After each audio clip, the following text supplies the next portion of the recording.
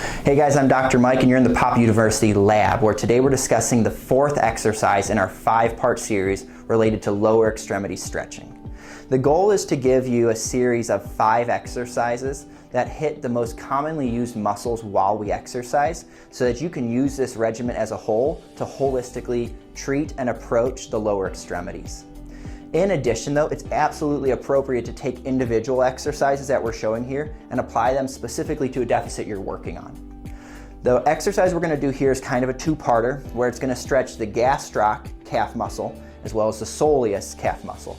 So if we're breaking that down for you at home, the gastroc is actually the big muscle bulk that most people see and think about when they talk about their calf.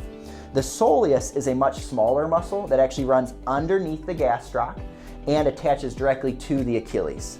Those muscles are going to be important to address specifically in our running population, because those are muscles that accept a lot of load every time you make contact with the ground while you're running. It's absolutely appropriate in our other populations. We just find it to be most effective in our overuse running related athletes or our quick twitch cutting related athletes as well.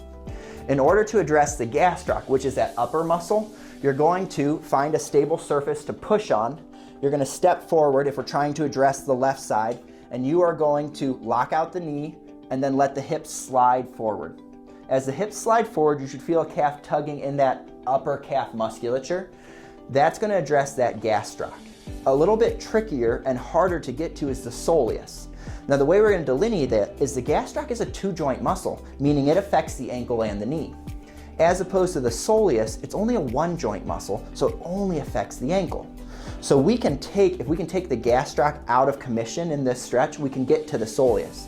So with the gastroc, when it was locked out, if we actually take the knee and put a slight bend in it, we're going to put the gastroc on slack, which is going to allow us to get to the soleus. So same starting position, pushing onto a wall or something stable, bent knee, let the hips drive forward.